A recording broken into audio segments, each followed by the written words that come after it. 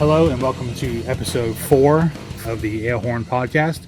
My name is Jason. Today I'm talking to Adam Nohe, the drummer for the excellent band Horseburner from West Virginia. He is a former full-time school teacher and now unemployed musician because nobody can play anywhere. So how are you up there in quarantine in West Virginia, Adam? I'm doing okay. I'm a very extroverted person, very fidgety person, so a little restless, a little cabin fevery, but I'm doing okay overall. Nice. Yeah, it's pretty boring around here too, man. Like, I think my county extended the stay-at-home order through like June, the end of June. So I'm like, hey, another 2 months of boredom coming my way. It's probably the right call, though. Nothing to do, man. It's so dull. Yeah, I hear that. When work is the highlight of your day, you know shit's gone in a bad way. So, man, I gotta ask you, when you were a full-time teacher, what grade did you teach? I taught middle school English. I taught 5th grade, I taught 6th grade, and I taught 7th grade throughout the years that I did it.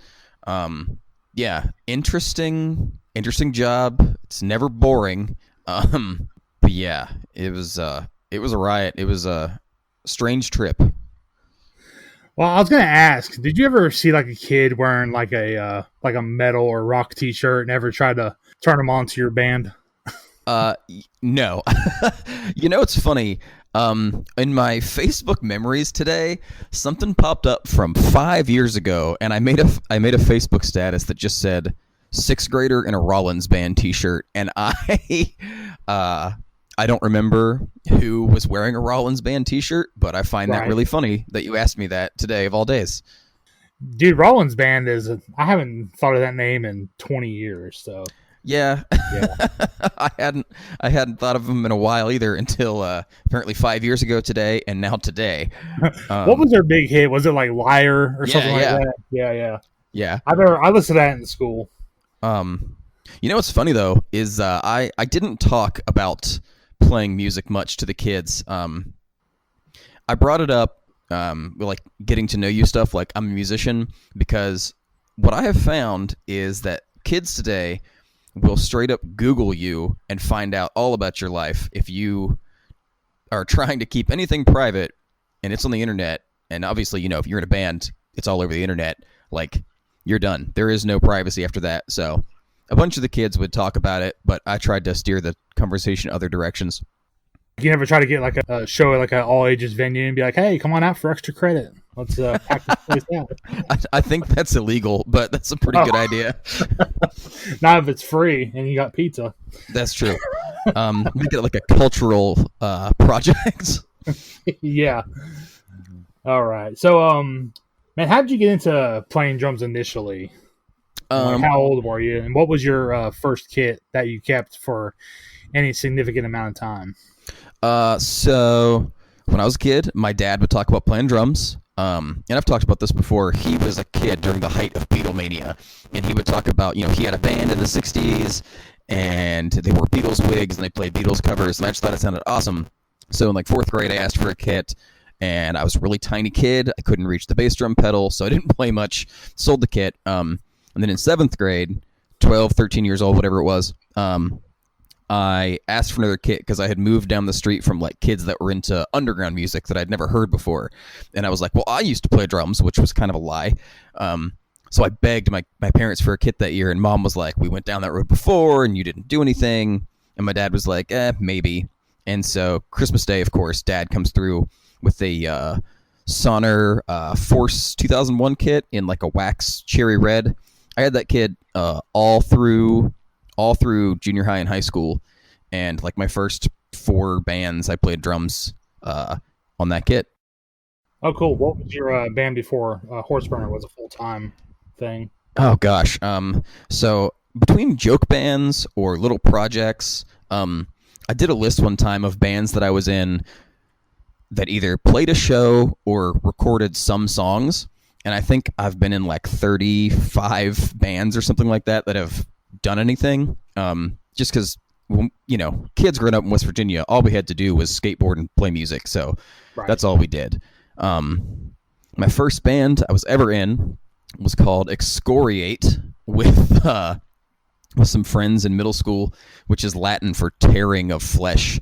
Nice. Yeah, right. We did Black Sabbath covers and Nirvana covers, and we played a Tool song, even though I'd been playing drums for like 3 months, and I couldn't play a Tool song to save my life now.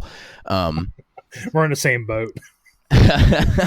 But yeah, we played a middle school dance, 7th grade, played a dance, and our singer was like on the floor screaming, and everyone was like, oh man, he's really into it, until they got closer and saw he was reading lyrics he had taped to the floor.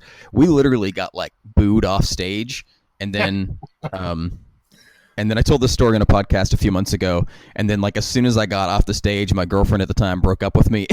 And that was my introduction to playing live music, and I kept going after that.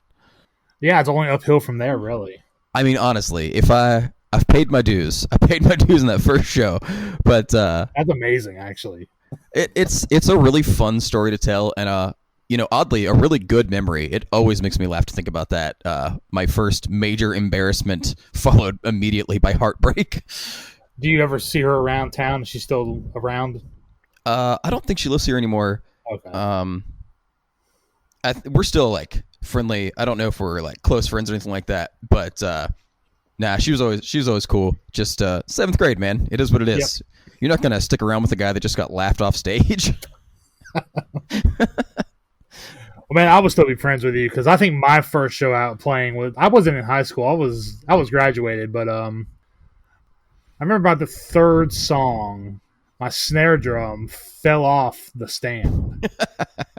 And it was like, oh shit, what the hell do I do now? So, right, yeah, it was pretty weird, because of course everyone's staring at you, because without the drums it's rather boring, and yeah. So. Sounds kind of weird. It wasn't to the extent of being broke up with, but yeah, it's still like all eyes on you kind of moment for sure. Oh man, gotta love it. Gotta love those early, like those things that sear into your memory and are there for good. I still have the video of that first show somewhere, but I won't ever watch it. I understand. Some things are just better left in the past, remembered by very few. That's my second band ever that lasted for a few years. We were called Subconscious. Great name. And we recorded 2 5-song EPs, made our own CDRs, printed our own covers, and we played some shows. Played a lot of local shows for a couple of years, and we weren't good. We had this problem where like practices would go really well, and then every show like something would fall apart, something would screw up. Right. I remember we opened a show for Bludgeon and the Manhattan Project, if you remember those bands, and it was like our worst show ever. I remember, again, audible laughter from the crowd during one part, and like I kept screwing up. It was just rough situations every time. I don't know if I've ever been laughed at before, but yeah, that sounds like the worst reaction you could ever have. As a 13 or 14-year-old kid, it's not the greatest feeling in the world, but it's very soul crushing. Right. But it's really good memories. Like I said, it's just no matter how bad it gets when Horseburner's on tour and we're playing to nobody and we're broke and starving, it's like at least I'm still doing this. I survived being laughed at multiple shows, and I'm surviving this. Like, I'm not a quitter.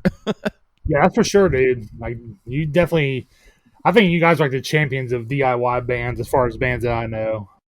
It's like, what was it, back in like 2011 at the Long Branch Saloon in Knoxville when you guys picked up that last minute show?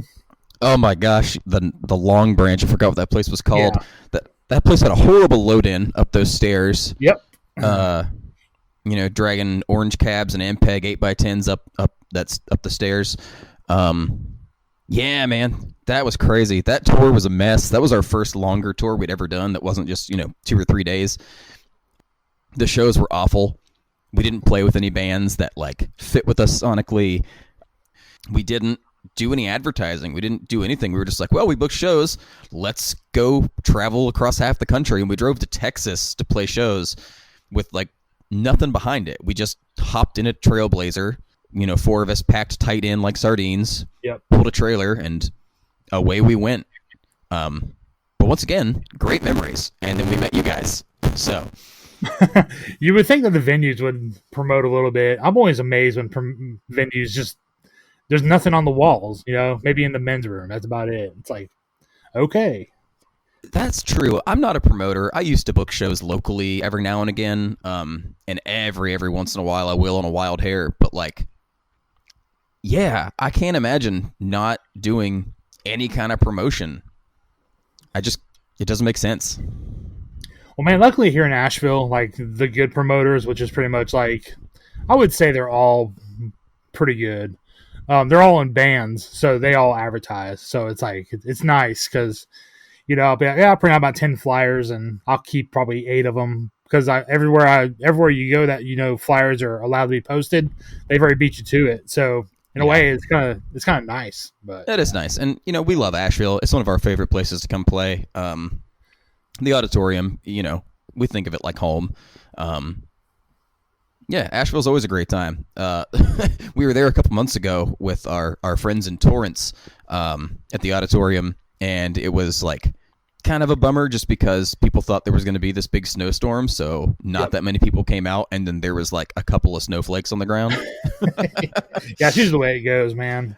Yeah. I swear people look for any excuse not to go anywhere. And now that there's an excuse that you can't go anywhere, everyone's like, oh, I wish live shows would come back. I was like, why? So you can sit outside and smoke? I was like, y'all never damn came inside anyway. Who the hell are you people? I love that. But you know what? If this makes people appreciate, even for a couple of months, that, live shows are a thing that still happen, then cool. Let's hit it hard in those first couple of months while people want to see music. It's like a new phenomenon. Like, whoa, people actually play their stuff in other places besides a live stream on YouTube. It's like, wow, that's amazing. Ah, it's crazy how archaic. Yeah, I always told Mike, I was like, man, if I knew the date that they would open everything back up and try to get a show booked that weekend, it's like, dude, I bet it would be a sellout, man. Oh yeah, easily. Yeah. But with talks of like nothing all year, man, I don't know, man. It's weird. Dude, I know. We we had a lot of plans canceled. Because of this, this was supposed to be our busiest year ever because Jack and I both left our jobs to like focus on the band and take it as hard as we could. And here we are. Yeah. And that's the thing. Like we can't effectively reschedule anything because we don't know what's going to happen. We don't know when anything's going to open back up. And one of the tours they're supposed to do our first European tour, we were super stoked for, which was a nightmare getting together, and we finally got it together last minute, came together, and then it got canceled. And so we were like, well, maybe November we'll try to go back over there. But then, a million bands are replanning their tours that were canceled for the same time. And now we're not even sure if that's going to be available because things might not be open again. So yeah, it's really hard to be a traveling musician right now. Yeah, we were going to try to have our new album out this year and like try to do like a little bit of touring. And then like, since it's not looking very good for the rest of the year, or at least until the end of the year, I was like, let's just wait until next year, release the album, and at least have something to tour behind, a little bit of momentum instead of just going out. And yeah, it's weird. And like I said, everybody in the fall, like everything canceled now is like being rescheduled for fall. And then they probably have like dates in the spring in case those shows don't go through. So I mean, it's gonna be really tough to get shows in the next year, man. I have a feeling. Yeah, dude, this whole thing caught everyone so unprepared. Like, I don't know. The fallout's gonna last for a while. I know that.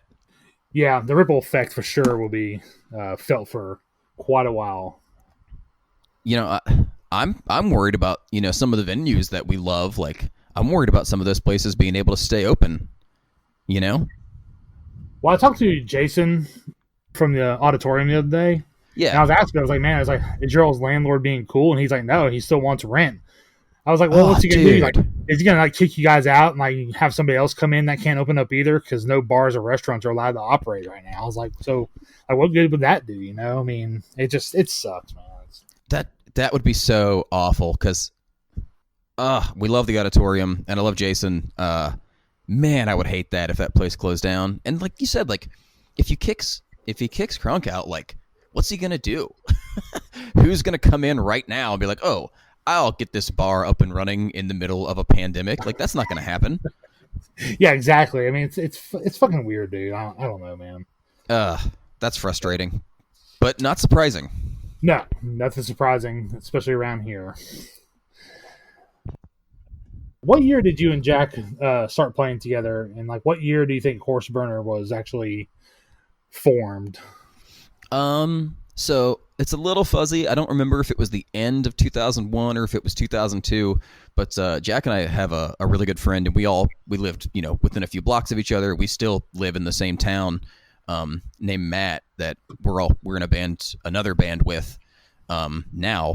But we started playing together in 01 or 02, and I picked up bass because Matt also played drums, and I couldn't play bass at all, but I was like, how hard can it be?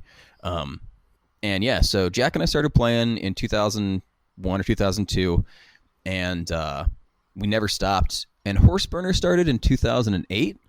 The band that we had together previously, To Kill or Cure, it was a metalcore band that we were in, started in 2003, and that's when we started playing with Zach, who was in Horseburner until just last year. And then in 2008, that band broke up, and Zach and I were like, well, let's keep going. Let's do something new. We were really big into Baroness and Mastodon and Kylesa, and we're like, let's start something like that. 2008, August, I think it was, when we had our first practice. We didn't have a name. It was just the three of us. We didn't have a bass player at the time. And yeah, we just kind of went on from there. Who came up with the name Horseburner for a band name? I have to admit, dude, I love that name.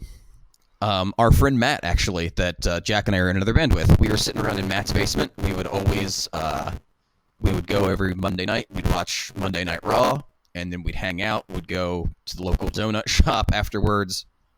And one time we were just trying to come up with names, and Horseburner popped up from Matt, and we all thought it was funny, and it stuck, and we just went with it, and yeah. Never any flack from PETA or any of those organizations? Very rarely. Nothing big. I remember one of the European promoters that we were talking to, had to be assured that we weren't violent people because of our name. One of the other people that was working to help us get the tour together had to no, they're good people. It's just a name. They're not violent. They're not violent towards animals. And we had one guy in Philadelphia years ago. He was like, I really like you guys' tunes and your shirts, but I can't wear one because it's violent towards animals. And we're like, dude, it's not. We made up a totally different story. It's not harmful to animals. It doesn't mean anything. It's just nonsense. It's absurdity. And I don't know. It is what it is. We're not unprepared for people to wince at the name. We get that it's weird. We get that it seems a little off the wall. Oh, when I found out, I was playing with a band called Horseburner in Knoxville. I was like, man, I think these dudes will be pretty damn awesome because that name is just it's fucking perfect. So yeah, well, I was right, man. Y'all were pretty killer. I remember that song, "We Expire." I don't know why that song just stuck in my head. I haven't heard that in years. But man, yeah, I just love that song, man. I remember it pretty vividly. But I'm sad you never recorded it properly. There's a video on YouTube I can watch every once in a while. It's pretty low quality, but the song's there. I think we put that on a demo in probably that same year, probably 2011. If I still have it, I'll send you the track or something. I don't remember, but I'll see if I can find it. Man, that was a fun song. I forgot about that one. Yeah, maybe I'll scream it at y'all next time I see you play, and you can. Oh God, you can deny me. We'll have to. The way that we've cycled through other members. Seth, who's been playing bass for us since I want to say mid 2017. He's never even heard that song. And Matt, Matt Strobel, that just joined us on guitar last year, he's definitely never heard that song. So we got a lot of work to do if we want to bring some back catalog stuff out. Well, dude, I have to say your new stuff is pretty damn killer. So no matter what you play, I think you'll make a fan if they've never heard you. So I think you're in good shape on that. I appreciate that, man. We're, with our first full length we did back in 2016, that was kind of just a compilation of songs. We had never done a full length because we couldn't afford to put it out. And then we were like, you know what? Let's just put it on credit cards and see what happens. And it happened to work out for us because, I want to say we put the work in. And we also have there's some good people in our corner that spread the word for us. And then for this latest album that came out just this past year, we were very deliberate in writing an album that was cohesive and went together. And we're in the middle of doing that now. And, we're branching out in some new directions. We don't want to repeat ourselves, but we also don't want to leave completely what we do. So it's a balance to walk, but we're definitely working on trying to keep things fresh. Man, did you guys take singing lessons in between Dead Seeds and The Thief by any chance? No, we did not. We just focused more on the vocals. Until The Thief, vocals were always kind of an afterthought for us. It was just kind of let's make cool riffs and then we'll tell these stories, but we weren't super concerned with how the vocals sounded. It was more of another instrument. And with The Thief, I think we worked a lot harder on making things that fit and sounded right and trying to bring some more melody to the songs. Okay. Which is funny because up until Dead Seeds, we had our friend Rob Howard playing bass for us who can actually sing. He's a good singer. And we were we don't want to do the singing stuff. And then now that he's gone, we're maybe we should have done some singing stuff before. So shout out to Rob. Yeah, I was going to tell you, man, I thought the jump from Dirt City EP to Dead Seeds Barren Soil album was I don't know what the word for it is, just, I guess, huge for lack of a better term. I honestly didn't think you would top that album. But, man, when I heard The Thief, I was like, damn, dude. I was like, this shit's going to damn catapult them pretty big. It sounded like you were on the way to being big to this big derailment that everyone's going through. But, yeah, I think y'all get there, man. I honestly do. I think the European tour postponement just means that you'll probably just land on something better when you go over there. Man, I appreciate that. And I'm really hoping so. I'm a very ambitious person, and I want to play to as many people as I can. Sure. I want to spread this to as many people as I can. I want to, I don't know. I want to impact people. And I know that maybe that sounds a little egotistical. I hope it doesn't, but I don't know. I want people to know what we do, and I want to be there and share that with people in person live. That's the best thing about this. So I appreciate your kind words, man. And I hope that once this is clear, I hope we can hit it harder and, just do it till we can't be ignored. You know what I mean? Yeah. I mean, being on Ripple, I mean, now you're always in those compilation album cover pictures he puts out on Facebook all the time. So, I mean, at least you're being seen on a regular basis, Plus, the artwork's pretty awesome, too. Who did that artwork for The Thief? We contacted Brian Mercer out of Philadelphia, who is a fabulous artist. I've been a fan of his for years. He does a lot of tour posters for bigger bands and stuff like that. And we met him in Pittsburgh at a festival we played, Descendants of Crom, and had a brief conversation. And he was open to working with us. And then, yeah, man, we kind of went back and forth a little bit. And he's just this supremely talented dude. And he was gracious enough to listen to our art direction and let me ramble at him forever. And he just nailed it. And fantastic dude, amazing artist. Couldn't be happier with the final product. Yeah, it's killer, man. I definitely have him on my radar for any future album artwork for sure. He is 100% worth it, man. He's a true pro. Yeah, we've had good luck with artists, man. We had David Paul Seymour do our last full length. Oh yeah, and that's killer. Yeah, I mean, I think his name alone just brought quite a few people to our corner of the internet to see what it's all about. So, I think he does, man. He's done a couple of shirts for us, and he's a good guy too, and a great artist.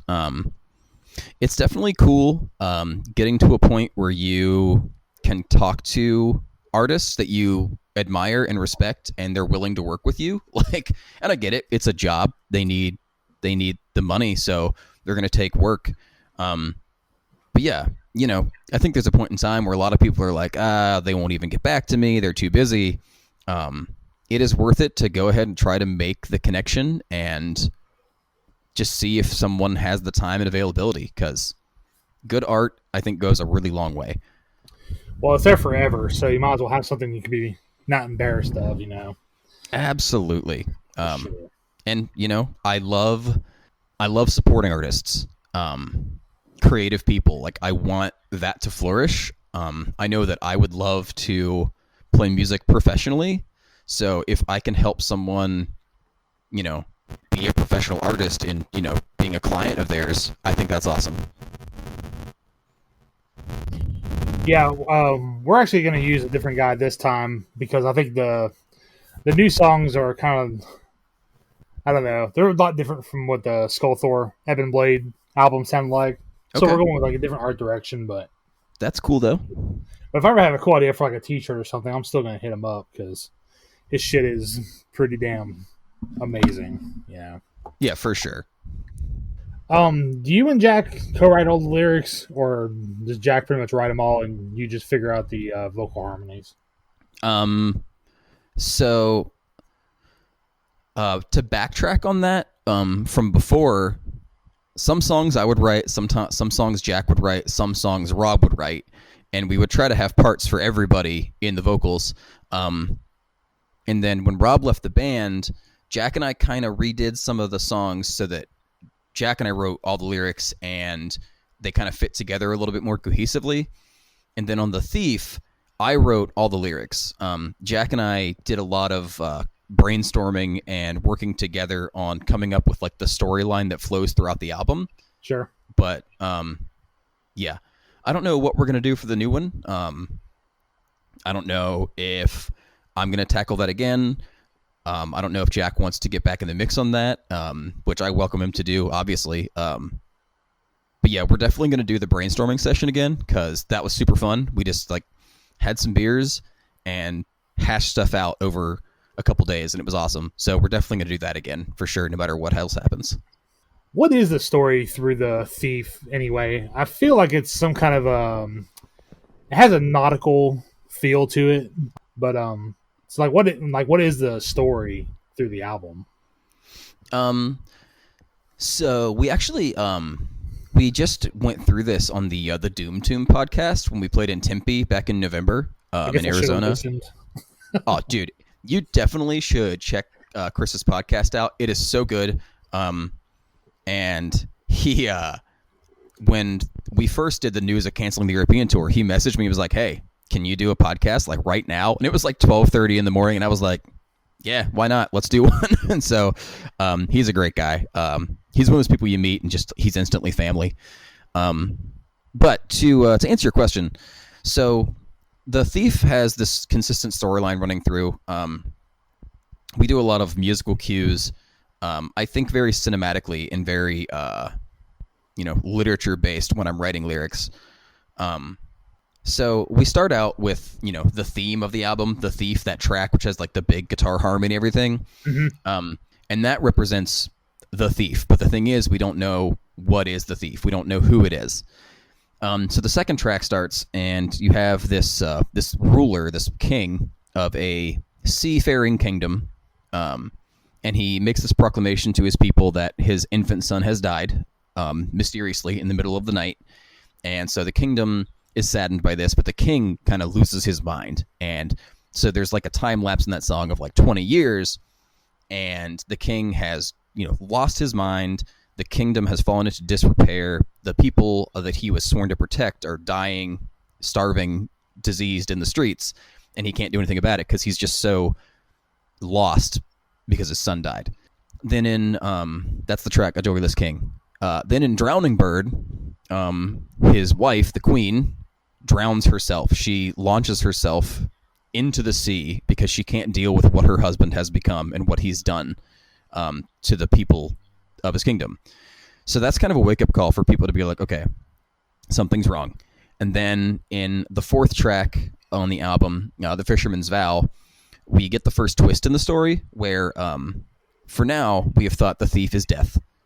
Came and stole the kid away, killed the kid. And then we find out this fisherman comes to the king and says, hey, I know that 20 years ago you told me to take your son and drown him in the ocean, which is everyone's like, that's news to us.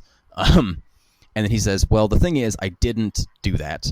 And so the king has the fisherman put to death for disobeying orders. And so now we're like, okay, so the king is the thief because he's the one that stole the life from the child. He had his own son put to death, which is strange. Then we get this instrumental piece that Zach wrote a long time ago that we loved and never found a way to put it on until this record. And so that represents to me, the song's called Seas Between. It's like crossing the sea to the next continent over. So the side B of the record starts with Hand of Gold, Man of Stone, where we hear the story of this like legendary folk hero who brought this other continent, this other country back from the brink of destruction, and now they're like flourishing and they're prosperous. And we find out, oh, this is the kid. This is the kid we thought was dead. He's like this folk hero over here. And the end of the song, he's going back home because he's found out, there's this king that's lost his mind and his people are dying, and he's going to go try to save them now. The next track, The Oak, that's the king. He finds out that his son is coming back home, and he knows, like, okay, there's going to be a fight. And the king's old. His mind's been ravaged by depression and sadness and sorrow. But he looks himself in the mirror and he says, can you become the person you were before? Can you ride into battle one more time? Can you don your shield that says the oak, his insignia? Like, can you become that guy again? And so the next track, Fathoms, is when the battle actually happens. And both men are leading opposing armies and people are dying over this like family thing. And then, so in the end of that song, the kid kills his father, and as his father dies, we find out he says, I've buried you 1,000 times and I loved you so much and I'm so sorry for what I had to do. And that's the next twist. It's like, why did he have to do this? And we hear about this prophecy, and the prophecy basically reads like, if your son ever takes the throne, your kingdom is doomed. And so he kills his father and he lays him to rest and he takes his rightful seat at the throne. And then when he does that, the walls surrounding the kingdom collapse and the sea rushes in, and the entire kingdom is kind of flushed away and buried under seas for the rest of history. And then the last track, we bring back the instrumental theme from the beginning, but it's like softer and acoustic, and it represents kind of like closing the book, closing the last chapter. Wow, that's that's way deeper than I thought it went. That's fucking pretty cool though, man. I'm a dork. I love concept albums, dude. Like our last full length was a concept album. Oh, nice. Yeah, me and Micah kind of had it. Me and Micah kind of wrote it while we were like in between bass players. Yeah. So like some songs we've had for like 5 years before we recorded it, and then some songs we wrote while we were just in a lull. And then Chad came in. He was a guitar player. He's like, "Hey, you want to come play bass?" So he wrote bass lines like they were guitar lines. So that opened up a pretty cool way of thinking and writing some stuff. And then after we recorded that, we just turned to a 4-piece and never looked back. But yeah, I hear you, man. Yeah, I love concept albums, dude. I love getting behind the meaning and trying to figure out what's going on. And I did not know that all that was going on in that album. I will have to listen to that again closer and really get it. Do you have a physical copy? Dude, I got a CD and a vinyl. Okay. And a CD and 2 vinyls of Dead Seeds, because the girl that does Hell Mistress, she sent me, when I had you guys on Steel and Stone a couple years ago, she sent me a vinyl. And I was like, I already got one, but, No, I take that back. I actually sent the vinyl to the artist who does our posters for Steel and Stone. So, no, I just have one copy of Dead Seeds. Yeah. Well, next time you listen through The Thief, follow along with the lyrics and see if it kind of opens more up to you. Because I have a really bad habit of writing too much of a narrative. Yeah. So I tried to pull back a little bit on that and leave a little bit more up to interpretation, a little bit more up to the listener to fill in gaps. But yeah, it was definitely a labor of love, and very, very proud of how that turned out. And I think Jack and I did If I can pat ourselves on the back here, I Go think we ahead. did a good job, like coming up with the way we wanted the story to flow. And that was, just again, like you said, we love concept albums, we love Rush and that kind of stuff. So yeah, very cool, very very fun to do. You said earlier that you can't play a Tool song to save your life. Can you play a Rush song to save your life? Honestly, I never really did a whole lot of work with that stuff. So I know that most people, when they start playing an instrument, they learn a bunch of cover songs, right? Right. That's what you do. I never really did that. I learned a couple for the first band I was in, but mostly since I started playing music, I always played in bands. So I always just kind of worked on composition and writing and that kind of stuff. So I never really played a lot of other band songs. That said, I have started to get more into playing like odd time stuff, and like we're throwing a lot more of that stuff in our newer material, which I'm excited about. I appreciate bands that can do the odd time thing, but it doesn't sound forced. It doesn't sound weird. It sounds like, oh, it's supposed to be that way. Like Elder does that. Like they're really good at that, and Torch is really good at doing odd times that don't feel odd. Sure. So we're trying to run into that a little bit more. But no, I'm not honestly a big Tool fan. I respect them, but the music doesn't do anything for me. Rush, on the other hand, is one of my favorites. So I don't know. I guess since I've got some downtime, I could try to nail a couple of Rush tunes. You should record them and put them up on Facebook, and I'll critique you from a guy who can't do it either. So This is a perfect plan. We're gonna do great business. So something that is fun is like right before the total shutdown happened, we did a couple of days in my basement where we recorded some covers. So as soon as we can kind of put that back together, hopefully we're going to put out like a digital only covers EP or something like that. right. There's going to be some cool stuff on there, some stuff I think people wouldn't expect. Yeah, I'm currently working on learning how to record drums myself. Jack's our in-house engineer, and he left all his stuff here. So I've kind of taken it upon myself to learn how to do this so that hopefully we can continue to write, even though we can't be in the same room right now. Mm-hmm. So yeah, that's been fun and challenging and frustrating. And people that are audio engineers are brilliant, and I don't understand it at all. Yeah, the guy we use, he charges like $200 a song. Like that's recording, mixed, mastered, and man, I think that's a steal, dude. Like $200 for a song, and it Yeah, sounds that's pretty good. Yeah, and he's cool to work with. He's hard on us, which is good. I mean, he's not afraid to just tell me like you suck, just do better. I'm like, oh, okay, I'll do better. Yeah, You need that objective ear to say like, hey, I know you like that, but it could be better. And then it's like, okay, I'm going to have to be better. And I think that makes you, a more well-rounded musician. So that's awesome. And also, he doesn't care about the metal tropes. Like, he's more of like a pop or like indie rock kind of guy. That's what he's like really into. So he kind of looks at it through like a different lens of like what sounds good. So it's not just like, yeah, just let's stack this rhythm track like 6 times, make it sound real big. Like he doesn't care about that shit. He's just like, nope, you're gonna play it good 1 or 2 times. I'll reamp it, and we're gonna move on. It's not gonna be like artificially huge sounding. It's just kind of. So I think that's kind of refreshing actually, because I think our stuff sounds really good. Yeah, man, that's awesome. Getting a good engineer, a good ear on your side is nice. Like we've never worked with a producer, but Neil Turry, who did the drum and bass recording on The Thief, and as well as the overall mixing after we did guitars and vocals in house, dude's a genius. Like he's amazing. And it's really cool. He only lives, half an hour away from Jack and I. He lives, 10 minutes away from Seth, and Seth actually used to intern at his studio. So, and he plays in a band that we're, super close with called Gudger. So it's a very family-oriented thing, but he's also not afraid to be like, yeah, you could do that better. So he's not producing per se, but, he is at least an objective ear while he's recording and mixing. So that's been nice. How much do you hate the click track? I love it. A lot of drummers can't play with one, but I worked at it and I learned how to play with one.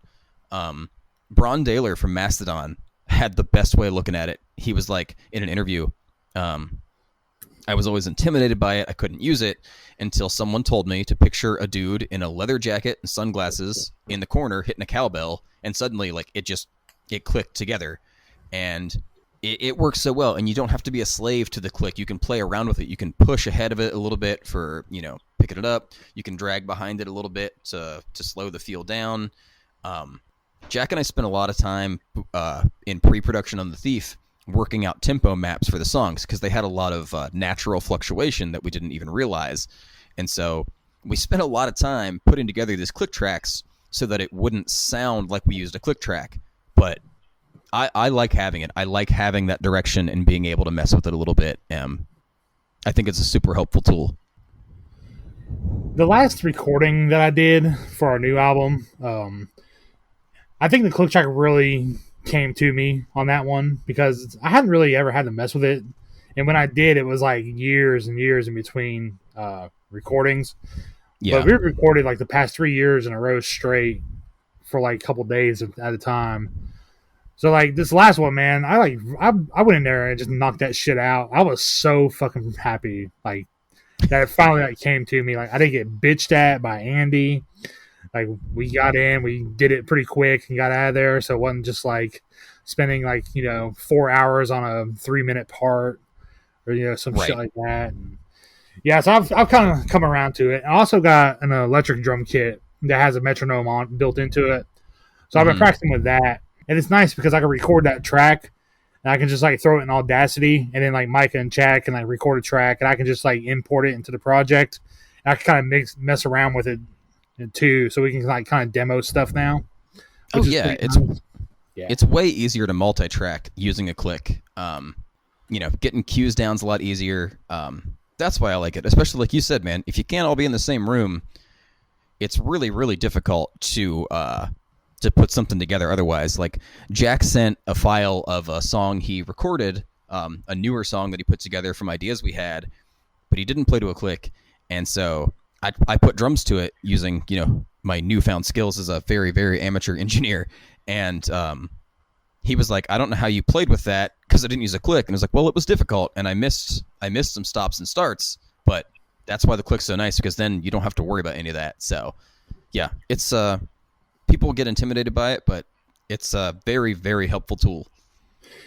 Yeah, like I said, I've become a fan of it since our last recording session for sure. Plus, the stuff I wrote was a lot simpler for me, so I think that had a lot to do with it too. So, are you guys still planning for any shows this year, or are you just gonna chalk it up as a loss and work on next year? Well, we had to cancel our European tour. Right. We had, I think, 5 or 6 shows in May that we were super excited about. We had a show in Columbus with Lopan, who's one of our favorite bands and closest friends. That's obviously not happening. We had weekend runner shows with Bridesmaid, also from Columbus, who, again, are just wonderful people and a great band. That's not going to happen. We hadn't told anyone this, but we were going to open for Elder in Cleveland, which they're like my favorite band going right now. So I was super stoked, and now Elder's postponed their tour till November. We had a 3-week tour in June we were booking, and that is being postponed as well. So yeah, I don't really know how to answer that. For the very, very time being, we are just kind of sitting on our hands and waiting. That's really all we can do right now, which sucks. I hate it. Yeah, we have one show in November, and I don't even know that's going to happen. I'm like, oh, well, like, yeah, I guess we'll just stick with that one, see what goes on. But if stuff does resume, we might have a pretty good date to get a bigger band to play with us, because not much else going on, and everyone's postponed until fall. So we'll see what happens. Yeah. Speaking of that Elder tour, some of our friends and some of your friends, I believe, Basque from Asheville. Yep. They were the main support on that whole Elder tour, and so we were definitely stoked to play that Cleveland date with Basque and Elder. I know that Elder has rescheduled their tour for November. No Cleveland date now, which is a bummer. And I know Basque is still able to join him on that, so I'm super stoked for those dudes. They're great, and I think they deserve all the success they get. The new Basque record is amazing. I don't know if you've really checked it out, but holy crap. I have it. I bought it. I need to get a copy. I've only streamed it. It's so good. Like, I liked him before, but this album is like a whole new level. Man, it's pretty short, but there's a lot in there. I mean, it's like 34 minutes or something like that. But man, it's packed, dude. With it seems a lot longer than 34, 35 minutes. But yeah, it's pretty amazing. Great length. It's such a good record. Props to those dudes. They knocked it out of the park, man.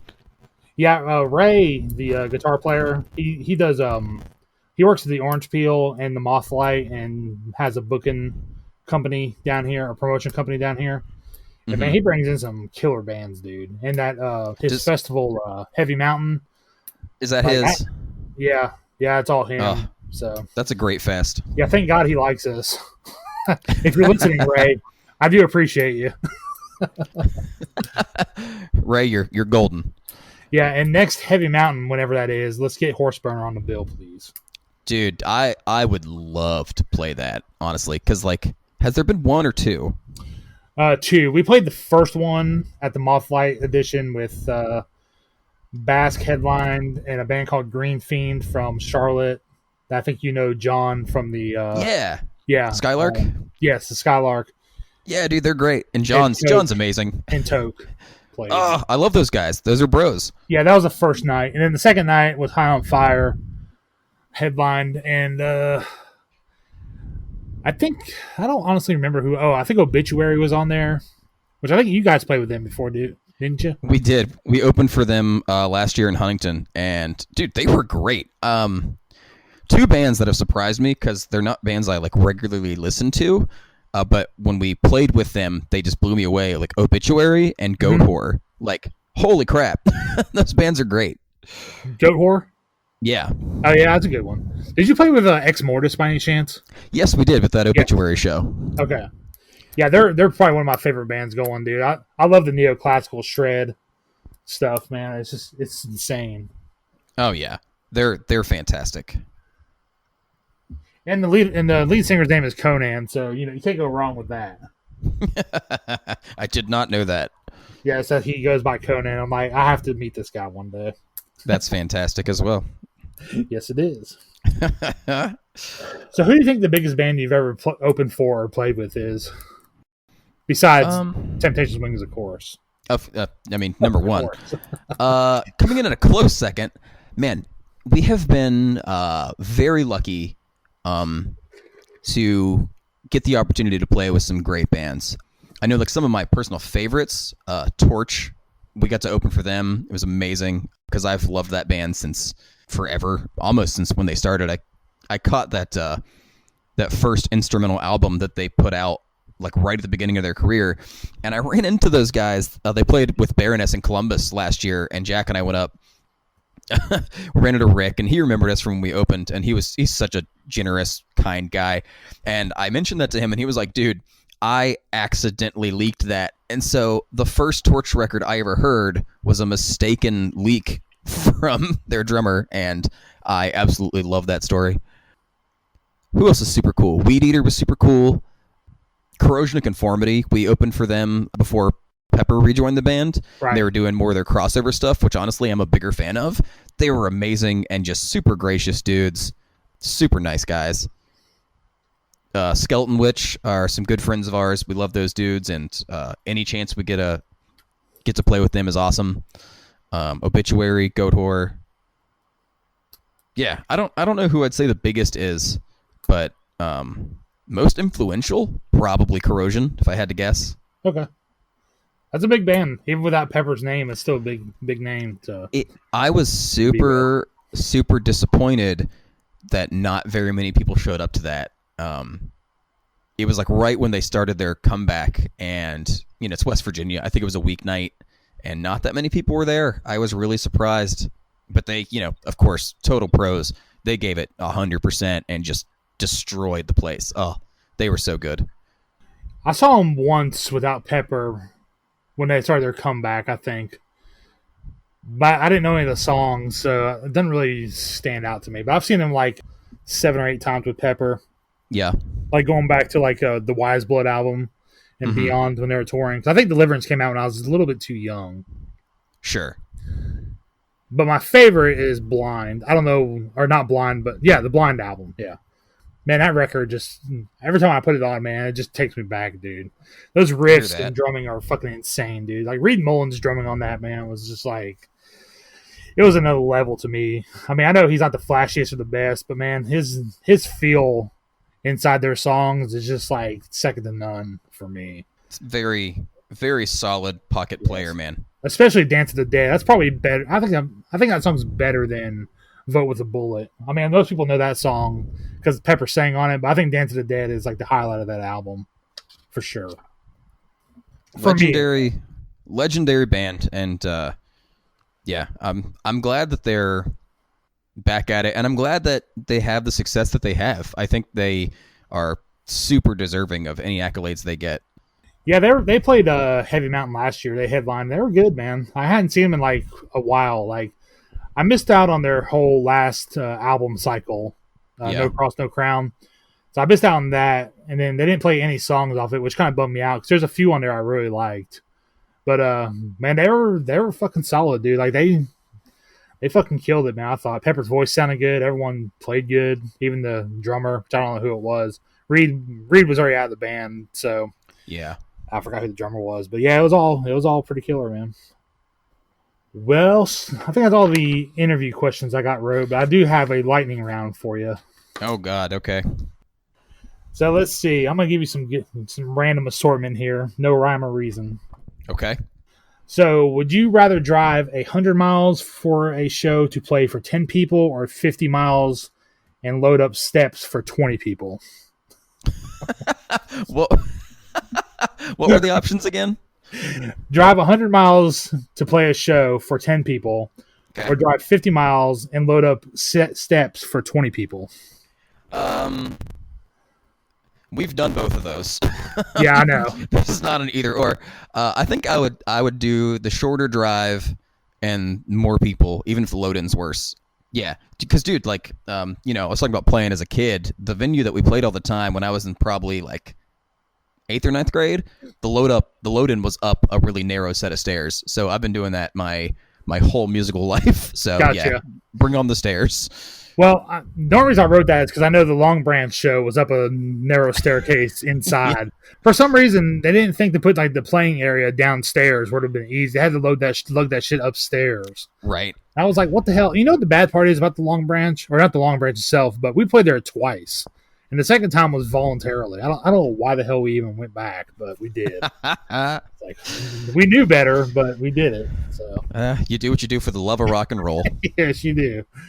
Let's see. Free beer tickets or a free meal?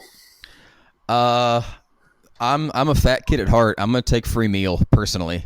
Okay. Let's see. Stuff that other bands do that's a pet peeve. Breaking drums down on stage. Don't do it. This is from a drummer. Get your crap off the stage and tear down later. Like, come on. I learned that when I was 13. Get your act together, people. That was mine also. That's a pretty common sentiment. We actually played with a band in Greenville, South Carolina one time. They were supposed to play last, but somehow they played second and put us last. But when they got done, they didn't break down, dude. They just went and got beers and like sat at the bar and like talked to people. Did you and murder finally, them? I was like, hey guys, you got to get yourself off the stage, man. Like it's been 10 minutes, you know. We like, oh yeah, sorry about that. It's like, okay, yeah. So yeah. We played a show in Jersey that an old friend of ours booked, and this band that was supposed to go on last because they were local pulled some crap like, we can't play last. Someone has to work in the morning, and our buddy was super upset. And we're like, dude, it's not a big deal. Like, there's no one here anyway. Like, we'll close out the night. It's fine. But when they were done, not only did he take his cymbals like off the stands and put them away, he tore down every drum shell in its case, down to, and I'm not exaggerating here, Jack can verify, down to the wing nuts on his double bass drum pedal, taking it apart on stage and putting it in its case. And we were out for blood. We were so pissed. Like, dude, get off the stage. We're gonna fight you. Yeah. Yeah, that was hilarious. Like when he started breaking down his pedal, like I about died. It was crazy. Like, come on. I don't know what I would have done if I saw that happening, dude. That shit drives me crazy. I usually hold my tongue, but man, there's just some stuff that's like you just start seeing red and you don't think, you just react, you know. We started throwing our cabs up behind him while he was taking stuff down because, like, Yeah. you know, trying to, Get the hint, you know. get the hint, dude. Yeah. Yeah, I hear you on that. I think that's a pretty common pet peeve, especially especially the bands our size. You know, it's just like Right. we only got so much time, you know, and if nothing happens for a while, then that crowd loses interest, man. They leave or whatnot, and there you go. Right. You're playing with nobody. So, let's see, WCW or WWF. Ooh, dude, that's such a hard call. I loved both growing up. I feel like up until Austin, I feel like WCW had the better story with like the NWO thing, especially in the mid '90s. But like going back to NWA times, I feel like the WCW was always more wrestling focused, while WWF was more story driven. And Sure. they both have their place, but I gotta go WCW, man. I love that stuff. I still will watch old WCW matches more than I revisit WWF stuff. When I was growing up, man, I had like 3 channels on rabbit ears, and like WCW was always on, like on Sundays at like 12 o'clock or 1 o'clock after like church programming, you know.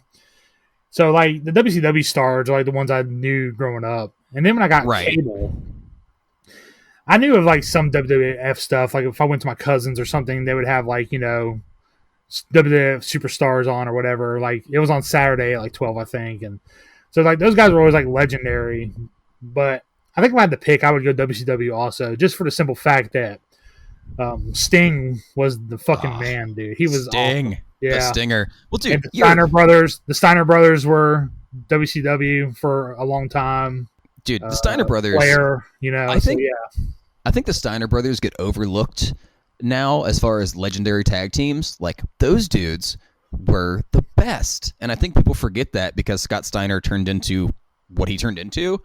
But dude, old Steiner brothers, untouchable. Do you remember Rick Steiner would like get in a corner and bark like a dog at his opponent and shit? That shit would crack me up, man, every time. Dog face gremlin, man. Yes, that was it. But dude, I think are you from North Carolina originally? Yeah. So, dude, of course you're a WCW guy. You're Southern, like yeah. That's the way it is. It's all I knew for a long time, so that's But like when Nitro and Raw started, like when it started like ramping up, I remember really being into it at that time, and I was like probably, I was in high school, but man, that shit, I just couldn't get enough of it for a while, dude. This shit was awesome, man. Oh yeah, dude, you're a few years older than me, but absolutely, 100%, yeah. The mid '90s was the best time to be a wrestling fan. There was so much good happening. Nowadays, it's different. But like wrestling is more accessible than ever now. There's a million companies doing a million things. So like if you have a very specific thing you like, you can go find it now. Yeah. And I love a variety of things in wrestling. So I was watching a lot of stuff. I'm kind of burned out right now, but God bless pro wrestling, man. Yeah, I think my brother-in-law told me he still keeps up with WWE a lot. And like every year when WrestleMania comes on, he'll be like, "Man, you gotta like watch this match. It was really good." And he told me to watch The Undertaker and whoever the hell he wrestled. I don't even know. AJ Styles. Yeah, I think that was it. Like that graveyard match. Yeah. And like, dude, it was kind of cool the way they did like a almost like a short film, you know, right? With like no audience stuff. But it was still like it was just wasn't the same, man. It was like trying not to be cheesy, but came off as really cheesy at the same time. I haven't watched WWE in a couple of years now. I got tired of it. It's not a good product right now, which is a shame because they've stockpiled like a million amazing wrestlers, but the show's just not good. But I did watch WrestleMania out of curiosity. Wrestling without a crowd is hard to watch. It's pretty weird, man. I have to say, I watched another match just to see what it was like in a studio, and it was like I couldn't get through like 5 minutes. I was like, man, this is just, I just can't do this. Like, Well, there was a ladder match on WrestleMania this year, and ladder matches are built around audience reaction, and so these dudes are taking these hellacious bumps on these ladders to no reaction, and it's like, respect for, going out and doing it. I feel like a lot of these wrestlers know what it's like to be in a DIY band now. Yeah. Well, let's see. I had another question kind of relating to wrestling, but probably won't work now. Okay. Well, let's see. Ultimate Warrior or Sting? That was my next question. Sting, 100%. Ultimate Warrior is a horrible person. Didn't he die like right after getting into the Hall of Fame? Yeah, it was actually super weird, man. He got inducted Sunday. Right. Monday, he came out, gave a promo about how, like, when the warrior has breathed his last breath, the spirit of the warrior will last forever, and then died the next day. Well, I guess forever was up for him. Dude, it was eerie timing. Man, yeah. Like, what kind of stuff did he do to make his like character? I mean, not the warrior character, but like his personal character. Like, why was he like kind of a shithead? Oh, he was just like horribly racist and homophobic, which I have a big problem with. Yeah, just awful. Gotcha. Yeah, I didn't know much about him. I barely remember any of his matches or anything. Just a little bit of time I had WWF access. Sure. I mean, I can see why kids love the character. It's the colorful armbands, dude. The ribbons. And like the Goldberg routine, come out, matches are a couple minutes long, get the power moves in, and you're done. When I was getting back into wrestling as a teenager, I kind of got out for like a couple of years. I was super into like work rate guys, and if you couldn't do a million moves, you weren't my guy anymore. And now I'm, I appreciate a lot of different things now, a lot of different kinds of wrestling. Warrior never really was my guy. Okay. Yeah, I didn't know much about him, so yeah, it enlightens me. He passed away, but when he was alive, he was pretty awful. Let's see. What's your favorite city to play in North America? Because I know you guys go to Canada too. So. Man, I do love Toronto. We've played Toronto a few times and Montreal once. Hoping to, do more of that soon. Favorite city in the States to play? That is rough. So, to do a long answer to your lightning round question and totally avoid what I'm supposed to be doing. No, don't worry. Take as long as you want. So the thing that is cool about what we have been able to do at this point in our career, if you'll allow me the term, is we have met so many amazing people all around the country now that, like, I have people that I can consider super close friends everywhere. So I don't know, honestly, if we have a number one favorite, but, like, every time we play in Louisville, Kentucky, for example, we have so many close friends there. We have a lot of people there that used to live in West Virginia, so it's like almost actual family whenever we go there. Louisville's amazing. So I don't know if we have a favorite, but I'm going to put Louisville way up there as one of the top. I have heard it's pretty good. I've never played there. You got to get in, man. It's so good. I love it there. Yeah, it's like 5 hours from here, which isn't too bad if you get like another show on the way. Sure. It's about 4.5 from here. So a lot of times that's like our first or last stop on a tour because we can get home within 5 hours, and if we can do that, that's a good drive for us. Yeah, I remember it takes you like 5 hours to get down here? 4.5, 5 hours? About 6 to get to Asheville. 6, okay. Which again, we make Asheville the first stop on some tours too because we can get there in only 6 hours, so it's a good like decent starting spot. Sure. This might be another long answer, but what's the worst show that you played? Let's just say, what's the worst show you played on the last tour that you on the last tour? Yeah. I'm not going to count our little February run because that was only 3 days. On our November tour that we did, like our first full U.S. run. Yeah. We had so many awesome shows there. We played a show in Eugene, Oregon to pretty much nobody on like a Monday night. But even then, like, there were some cool things about it. There was like a surf rock band that headlined, which was awesome. We played with Worshipper, who are our dear, dear friends. One of my hometown friends lives out there now, and he hung out with us, gave us a place to stay. We did some like live studio recording in town the next day. But as far as just the show itself goes, Eugene was pretty rough. Yeah. I saw those videos, by the way. They're pretty good, man. Yeah, that was a fun day. Yeah. Yeah, it was really, really cool. We'd never really done that before. When we were younger, we did a 2-day tour. We did, it was like south of Charlotte called Rock Hill. We used to have a venue. Mm-hmm. And then we went to Gainesville, Florida the next day. And we got paid $5.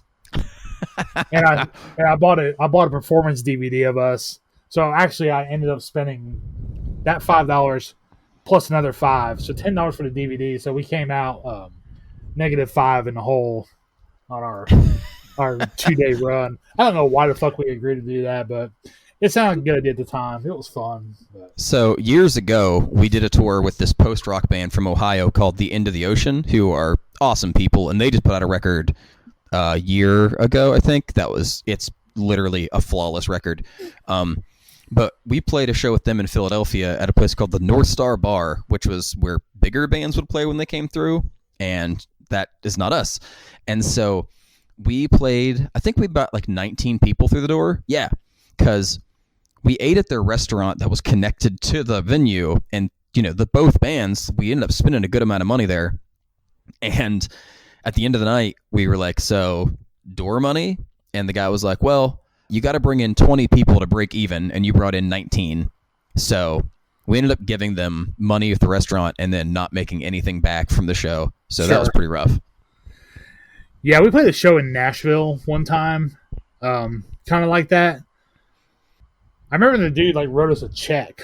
I was like, "What the fuck am I gonna do with this right now? We need money to get home." It's like, and then I lost the fucking check.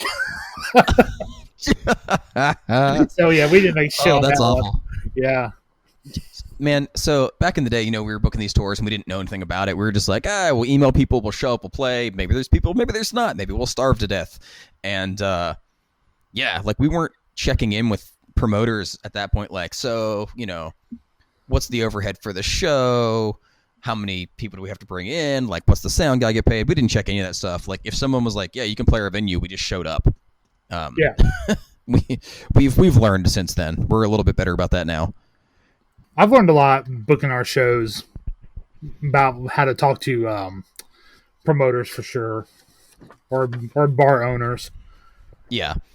So the Wonderland in Richmond, have you played there yet? I love that place. Yeah. So we played there, and man, I don't know what the deal was, but there was some kind of weird communication thing where I guess the venue owner just doesn't really get involved unless it's a band he really likes. And the promoter, I don't think, was at the show, and the sound guy was just kind of the liaison between both parties. Mm-hmm. And it was just kind of weird, man. The bar owner wouldn't pay us no mind. We just wanted to get a glass of water when we first got there because it was summer. We were going to Maryland Doomfest. It was in June. Yeah. And dude, he wouldn't even acknowledge that we were at the bar, dude. He just walked by us, just wouldn't say anything to us. It was just kind of strange, but I don't know. But the sound guy was really cool, but I never met the guy who booked us. I never met him, So when was this? Last June, 20th, I think. Okay, so Tommy is the sound guy there most of the time. He's an awesome guy. We've known him for a few years now. But I don't think he handles the booking there anymore because the guy who used to run, what was the main venue there that got shut down? Matter. Yeah. He does the booking there now, and Tommy just runs sound, I think. Sure. So yeah, I can see there being, some lapsed communication because of that, but we still love that place. Oh, I would go back there. I like the stage was really nice, and we sold a lot of merch. Surprisingly enough. So yeah. And Tommy's great at what he does too. He's a knowledgeable sound guy. Yeah, actually, he was supposed to give us a soundboard recording, and I forgot to grab it from him. And I tried to get a hold of him, but I never got any response back from anybody about how to do that. So I was like, damn it. So maybe one day I'll get to hear it, but maybe. Who knows? It's out there somewhere. It's floating in the ether. Yes. Let's see. Let's go pizza or cheeseburgers. Oh, that's a tough call. It is. I think cheeseburgers are like my favorite food, though, so it's got to edge out pizza for me just a little bit. Your answer could probably be different tomorrow, like it would be for me. So. Yeah, you're probably right. Yeah. Let's see. Let's go best fest that you have actually played and not been booked on. Because I know that European tour is the sore subject right now.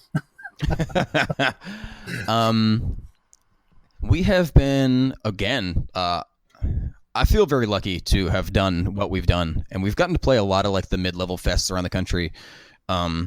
Maryland Doomfest was awesome. We opened the Doomfest the whole weekend, which was cool because it was like they trusted us to set the tone for the whole party. And it was awesome. And our friend Mark, who used to be involved, he's a dear, dear friend. We've stayed with him, I think, more than any band has ever stayed with anybody. And he's no longer involved with Doomfest, but he's a great dude. Doomfest was great. Shy Kennedy runs Descendants of Crom in Pittsburgh, which is always a fun time. We played the first Doomed and Stonefest in Indy. But I think that my favorite that I've played, I just got a reminder of a couple days ago in, again, Facebook memories, was Fire Breather, which our friend Drew from Arcaris in Indianapolis put on a couple of years ago. And it wasn't going to be a recurring thing. He didn't do like open submissions for bands. He personally curated this list of bands, and it was super fun. One of the best fests I've ever played. That sounds like a pretty good one. I think I remember that lineup on that. When I'm sitting around doing nothing, like most people, I just get on Facebook and see what other bands are up to. Keep my eye on them. Because it's the best way to find out like what's going on. Like, oh, here's this festival I should make a note to try for next year, or here's a venue in the town to think about trying to get a show in. So yeah, my wife calls it wasting time, but I call it research. I don't know. Yeah, Fire Breather was great, dude. Telekinetic Yeti headlined. It was the first time we played with Toke was that show. Our good friends and Stonecutters from Louisville, Mound Builders, Drew's own band Arcaris played, Heavy Temple played. It was just a great day, top to bottom. Great lineup. Hopefully we'll get back to playing some fest in the near future, I hope. Hopefully shows happen again in the near future. Man, it's almost like at this point, it's like, I wonder if it's just going to be, the future's going to be live streaming, Man, I hope not. I mean, I can't say I really hate the live stream thing because like it's kind of cool. Like Howlin' Giants, I thought was pretty cool.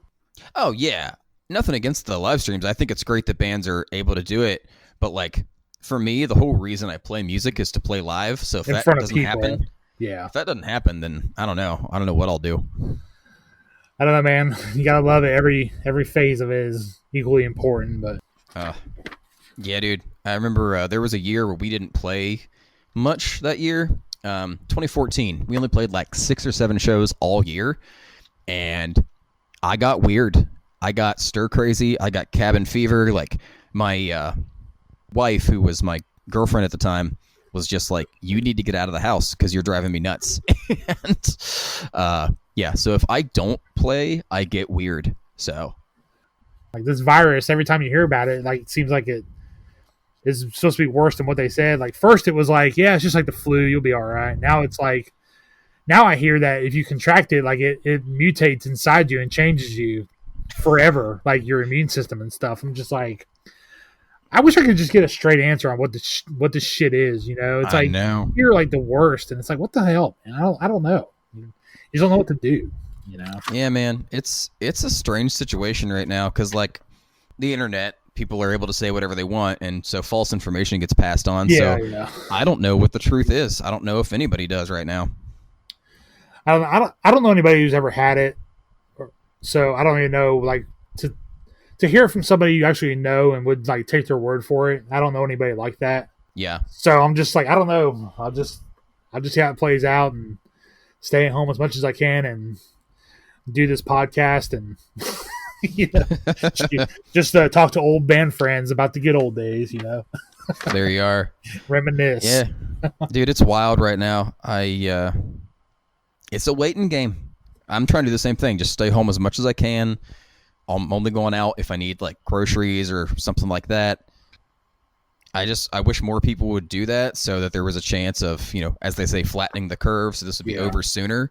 But like I said, man, people are still going out in droves and people are having family get-togethers and just stay home. I know it sucks, but stay home. Yeah, I haven't even seen my mom in like a month, and she lives like 15 minutes away from me. Just like, it's weird. Like, she's like, "How's my grandbaby?" I'm like, "Good." It's like, you can come over and see her because I know you don't go anywhere either. But whatever.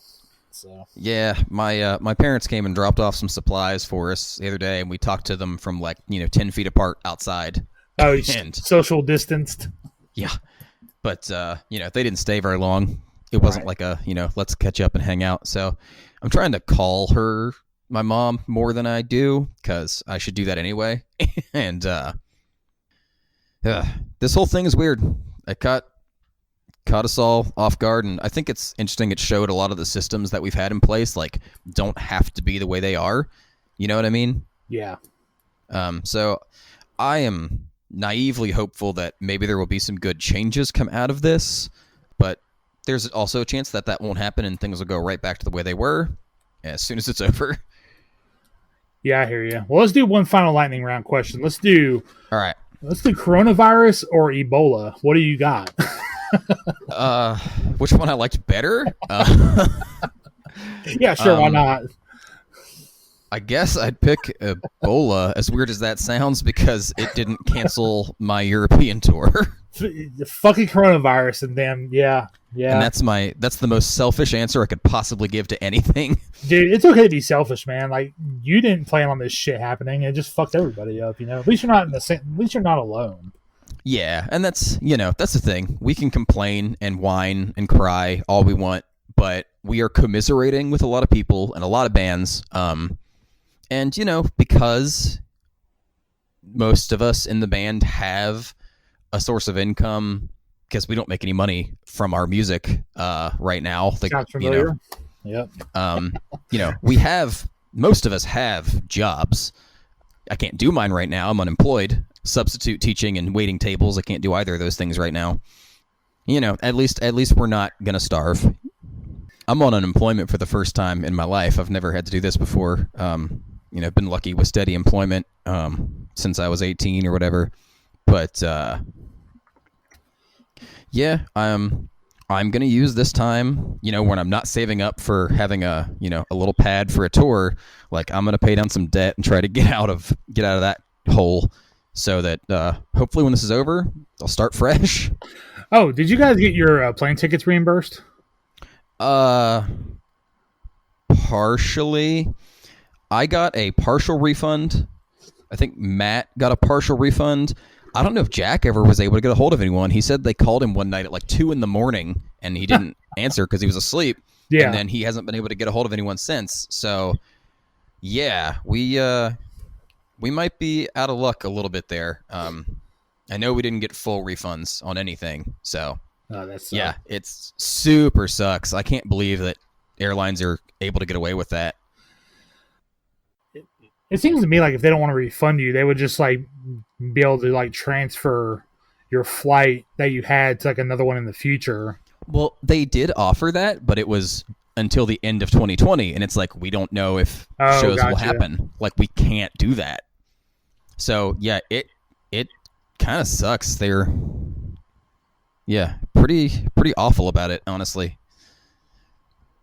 What airline was it? British Airways. Oh, okay. Yeah. Just a public service announcement to all bands: don't use British Airways if you can help it. Yeah. All right, man. Your stuff's on Bandcamp and Spotify, right? Yeah. Okay. Yep, we're all over the place. If you Google us, we are the only thing you will find because of our unique name. Yes. And I can personally vouch for the guys that they don't torture animals. Thank you. I appreciate that. Nor do they grill them if they find them on the side of the road up there in wild and wonderful West Virginia. A lot of roadkill around these parts. That is true. You go down to Florida and shit, it's like alligators and armadillos. Up here, it's like deer carcasses and turkeys and squirrels, and I don't even know what y'all got up there. Mothman carcasses, maybe. I don't know. You think the Mothman's dumb enough to get hit by a car? Well, I don't know, man. Like, it's hard to say. Like, I just until I encounter one, I just don't know what to think about them. It's mostly deer up here. Deer, rabbits, squirrels, skunks. Yeah. Possums for sure. We've been lucky. We have only hit one deer that I'm aware of on tour. And actually, it wasn't even on a tour. It was I think it was last year. Jack and I were coming back from a show in Athens, of all places, 40 minutes from my driveway. And this deer just darted right in front of us, and Jack tried to avoid it. But, it was sad because I like animals a lot. That's the only one we've ever hit on the road. And I think that's a testament to Jack's driving. That's pretty good. I've hit 2 deers. Killed one, and the other one probably needed to be shot, but it got away. So I don't know if it survived. Probably broke its leg, something like that. But yeah, I've never hit one personally. I clipped one time. I looked down for a split second, looked back up, and a deer was crossing the road, and I found a little tuft of hair in my front bumper that was stuck in there, but the deer literally didn't even affect it. It just ran as fast as it could, ran away. So. Yeah, man, those things they're a hazard sometimes, but oh well. That's called sharing the earth, I guess. I guess so. Yeah. I don't know why they don't follow the deer crossing signs. It seems to me, that'd be the best thing to do. But can't you all read? Man, we put the sign up just for you deer, and you don't even follow it. Bunch of assholes. Oh, man. All right, man. Well, I believe that is it. Everybody go check out Horseburner if you've never heard of them before. I don't think you'll regret it. Personally, one of my favorite bands going, regardless of size. I think once all this lifts, their name will be on, some big festival posters, and hopefully not in the fine print. But hey, you gotta go where you gotta go, right? We will take what we can get, man. We just want to play anywhere. We want to play as much as possible. If I could live on the road half a year at a time, that's what I'd do. All right, man. Well, you got anything to add before we wrap this conversation up? Yeah, this is a long one. It's pretty long, yeah, but I like bantering, so it's cool. Yeah. Well, I'll just say I want to send out a shout out to all of our friends and people that we love, in bands that can't do anything right now. We're all in this together. Be nice to people, and we'll see everyone as soon as we can. All right, man. Well, that is it for episode 4 of the Alehorn podcast. Don't forget to support your local bands when they come back, and support them now by buying their merch, spreading the word to your friends who may not have heard of them. Wear a t-shirt out in public. If you have a band branded mask, go ahead and be proud of it and sport it at the grocery store while you hunt toilet paper or whatever you do. That's the ticket right there, band masks. Yeah, I wish I got on that sooner, man. I was like, damn. I was like, bands beat me to it. Now it doesn't seem like a novel idea. So, yeah. Oh, all well. right, man. Well, Adam, man, take care up there in West Virginia. We hope to see you pretty soon in person. And, man, we'll have you back on after that European tour so I can get your opinion on German food. Sounds fantastic. We'll hopefully I'll see you as soon as I can, man. Yeah, man. Tell Jack I said hello. Will do. Peace and love, dude. All right, man. Thanks a lot. See you later. Bye. All right.